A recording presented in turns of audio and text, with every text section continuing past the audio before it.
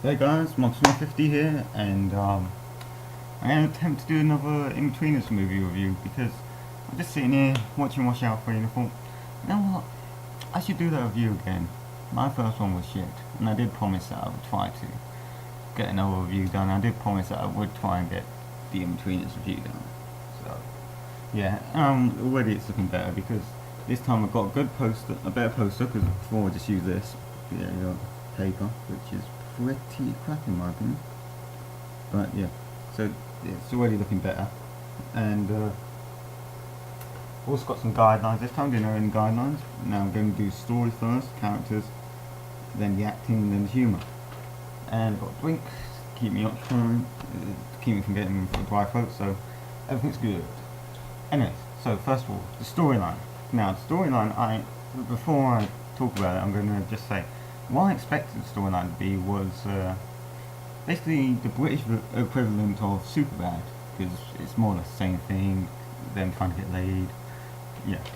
But what it turned out to be was more or less the British equivalent of The Hangover, because of it was basically about them,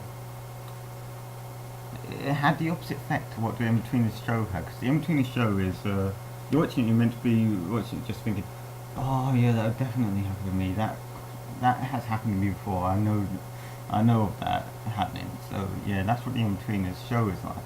The film has the Hangover effect. It's like, oh god, it'd be so awesome if that happened to me. So you know what I mean? It's just like, it goes against what the In-Betweeners is about, because the In-Betweeners is about being awkward and like how you actually feel at school, college, wherever. But the film is a lot like The Hangover, where you're wishing that would happen to you.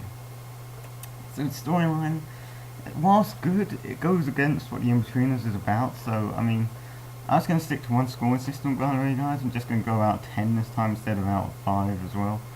But no, it's a storyline as a whole, just as a storyline on its own. If there was never a TV show, I'd say the storyline's pretty decent. It's about 8.5, 9 out of 10, because it's more advanced for comedy than most comedies. Like if it had come out before The Hangover and it didn't have a TV show, it would probably get a better score from me. But there you go, probably 8.5 more or less.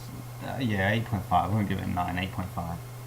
So yeah, that's a bit about storyline, anyways. Oh yeah, and by the way, basically this, it's like The Hangover. They go to Crete. They go to get laid instead of have a good time. They just, instead of go get having bachelor night or whatever, stag night, they go to get laid in Crete. So that's basically the storyline. The characters, now here's the things where it went downhill a bit. Okay, now Neil, they don't know what fine with. I think Neil was the best character in the film because of, he's pretty true to the TV show. However, Jay's the second most true, but he's not as outrageous as he usually is, because most of the humour in the film was more or less physical humour. It's when it's over the top humour, like ooh, should they do that? You know, like, oh my god, that's going too far. You know, like that's all just the physical humour. It's all the spoken humour. It's nowhere near as outrageous. Then you can tell that it's dialed down to try and get 15 rather than 18 like a TV show was. So I mean, yeah, that was just more or less the humour of it. So I'll talk about humour for the characters. Sorry about that, guys. That wasn't planned, but that was the humour in it. So Neil was fine as a character. Jay was okay, but not as good as he was in a TV show, and like nowhere near as outrageous. And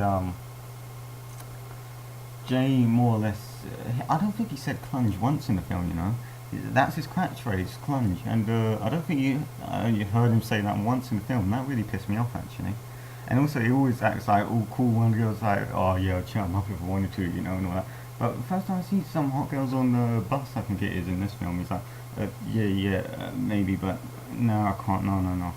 That's not what Jay's like. So Jay is okay, but not great. Will was more or less the same character as he usually is, but the thing is, in the TV show, he couldn't get a girl. No matter what happened, he did get a girl, but like, there'd always be something that went wrong. In this, not much goes wrong really. I don't want to spoil it for you, but not much goes wrong with his character. Like, he always gets exactly what you'd want to get. It's like I said, it's what you'd want to happen, not what you know does happen to you. And Simon, okay, Simon was the character that was least like the TV show character. Because Simon, here's an example, a big main example of it. In a TV show, he's like Carly for a long while, okay? This girl Carly's been chasing her for ages, and he just wants to go out with her, more or less. But when another girl likes him, he does go after her. Because like for series 3, there's another girl that took a fancy to him, so he's like, oh, I'm going to go with her because she actually likes me, and Carly can wait. In the film, a really hot girl's basically throwing herself at him. She's throwing herself at him. He's just like, fuck it, I'm still going after Carly. See, that wasn't great with characters, in my opinion, and Carly, she wasn't the same as a character as in a TV show. You'd know what I mean if you watch the film, but I ain't going to try and spoil any of this. The acting's fine. The acting's as good as it's always been, okay? The characters do the best with what they're given. I mean, the people do the best with what they're given, so yeah. That's pretty much it, guys. I've talked about the story, the characters, the acting, the humour. So yeah, as I said, the story is an 8.5 out of 10. The characters, because I think they ruined it a little bit.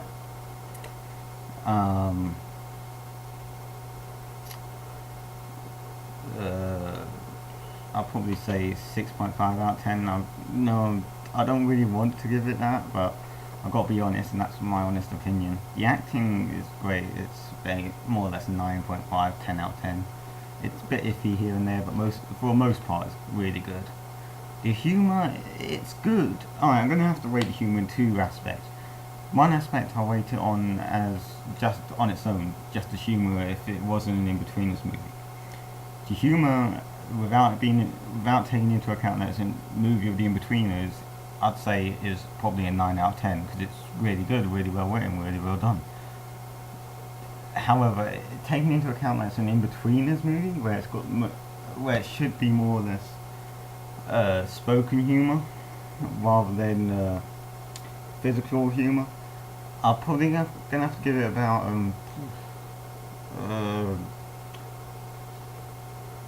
because there's some good spoken humour in it. I'd say, well, there's some good spoken humour in it, I guess I could say. So it's about, I'd probably say it's a 7 out of 10 as an in-betweeners movie. And as a whole, as an in-betweeners movie, I'd give it probably a 6 out of 10. That seems harsh, but it's not as good as a TV show as if you take it as an in-betweeners movie.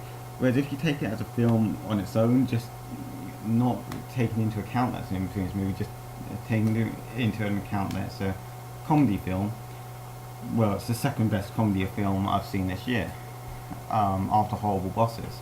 Say Horrible Bosses, then this. So I'd probably say, as a comedy film, I'll give it a 9 out of 10. So yeah, that's pretty much it, guys. So I talked about everything, so yeah, that's pretty much it. This is Mossmith50, signing out.